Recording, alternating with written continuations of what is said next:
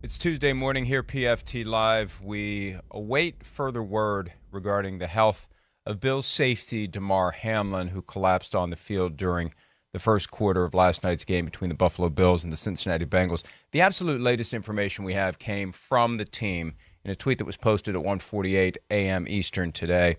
Damar Hamlin suffered a cardiac arrest following a hit in our game versus the Bengals. His heartbeat was restored on the field, and he was transferred to the University of Cincinnati Medical Center for further testing and treatment. He is currently sedated and listed in critical condition. That was 1:48 a.m. Eastern. If you're listening, if you're watching, you're most likely familiar with what transpired in a very widely anticipated game as things were basically just getting going. It appeared to be a routine play, a routine hit. Damar Hamlin got up, and Damar Hamlin collapsed on the field.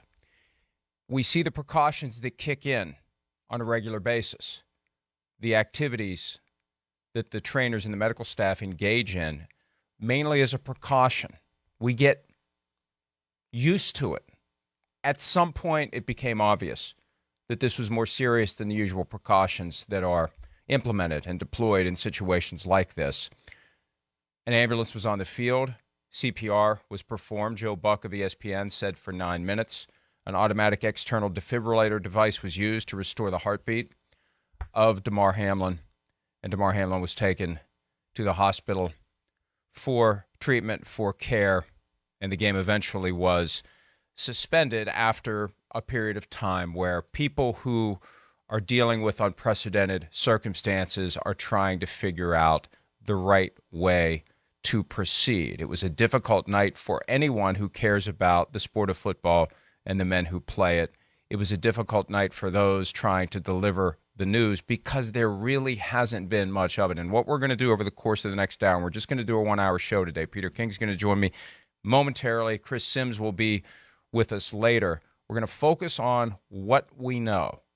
We pride ourselves on always trying to push things forward. This isn't a time to push anything forward. This is a time to focus on what we know, and if there are developments over the course of the next hour, we will share them with you as soon as they are properly verified. With that, I bring in Peter King, and I say good morning to him. Thank you, Peter, for joining us today as we deal with something that we always recognize. Everybody connected to the game understands there's a risk of a serious health outcome.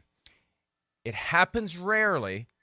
The risk is there constantly, and it is extremely sobering on one of those incredibly rare moments when it happens, not at a practice, not away from the probing eyes of the public, but when we all see it collectively, millions of us, a shared experience, we see it in real time, and I think millions today are traumatized and jarred by what happened last night, and we appreciate you joining us today to share your thoughts on where we are and what it means to so many people to have witnessed that last night. Well, Mike, let's talk about a couple of things that medically we can now understand happened with now, I guess, 11 hours since this event occurred, 10 plus hours since this event occurred. You know, it is clear now that from the Buffalo Bills statement at 1:48 this morning that the heart of Damar Hamlin stopped on the field, almost certainly caused, according to Mike Ryan, NFL's medical analyst and a former NFL head trainer, almost certainly caused by the tackle that he made on T. Higgins. Now, that tackle, we would all agree, is a tackle we see 200, 300 times every weekend in the NFL.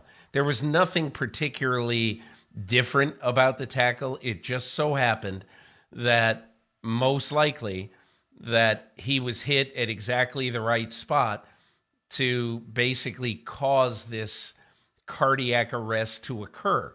Now, the thing that I think we can't forget about this is that at every NFL game, there are approximately 29 medical specialists. That goes from team physicians to orthopedists to spotters upstairs, to neurologists, and to EMTs, emergency medical technicians. And in addition, at every NFL game, there is an emergency intubation specialist just in case one is needed. I don't know whether one was needed on Monday night in Cincinnati or whatever happened. We just don't know the full extent to exactly what happened. I only mention all of that because this may sound counterintuitive, but if you're ever going to suffer an incident like Damar Hamlin suffered in that football game, if you do play football, that an NFL game, an NFL field, an NFL stadium is going to be the place where you can get the best possible treatment after something like that happened. In addition, for a level 1 trauma center to be 2 miles away from the stadium, and for that staff to go in emergency mode at about 10:30 on Monday night when we got the all clear, really, but he probably arrived in the vicinity of about 9:40 to the medical center. I think I'm just trying to mention the fact that it's very clear that the care and the level of attention that Damar Hamlin could have gotten was about as good as a human being could get in the situation that he was in. And that was detailed last night, a conference call that was held just after midnight by various league officials, specifically Jeff Miller, the NFL's Executive VP of Communications, Public Affairs, and Policy, Troy Vincent, the NFL Executive VP of Football Operations, Donna Ponte, who was the top league official on the scene at the game, communicating with the officials and the coaching staffs of the two teams as everyone tried to process in the moment, in real time, how properly to proceed. The idea that there's an emergency action plan that is reviewed with every team every week, that is reviewed with the coaches 90 minutes before kickoff. You're right, Peter. At that level of the sport, the attention to detail when it comes to potentially serious health outcomes is as high as it can possibly be. And even then, it was a critical moment that unfolded. They did what needed to be done, and they transported Damar Hamlin to the University of Cincinnati Medical Center for the care that he needs. And the uncertainty lingered for hours afterward. It still lingers. We're still in the moment that we don't know that he will be fine. I think what so many of us are waiting for is the indication that the crisis has ended. We hear critical condition, and we wait. We wait to hear that there has been improvement, that there will be improvement, and that Damar Hamlin will be fine. And that's what everyone is hoping for, and everyone is praying for as we just continue to process what happened, and as we continue to wait for more information. And the point you made, Peter, is absolutely right. We see tackles like that occur all the time. There was nothing that caught anyone's attention. There was nothing that seemed out of the ordinary. There was nothing that seemed problematic, even after it was clear that he was injured. It wasn't until additional video, and we're not going to share any of that. Anyone who's wanted to see it has seen it. It happened in real time. It played out, and again, many were traumatized just by the moment. That's when it first started to trickle in that this was just different than the ordinary injury. And kudos to the folks who had to recognize it. You could see, if you rewatch it, and I rewatched the entire sequence last night, there's a gentleman who is very urgently attending to Damar Hamlin, who is trying to get the attention of other people. So that again, even with all the apparatus there, the right people have to know when to sound the alarm and when to get things moving, and they did, as best they could, get things mobilized. Hey, Mike, can I tell you one thing about that person who apparently, and from the looks on television, looked in particularly urgent mode? Mike Ryan told me this morning that he doesn't know this, but at every game, there is also an internal medicine specialist. And an internal medicine specialist in a case like this might basically be looking for what happened to...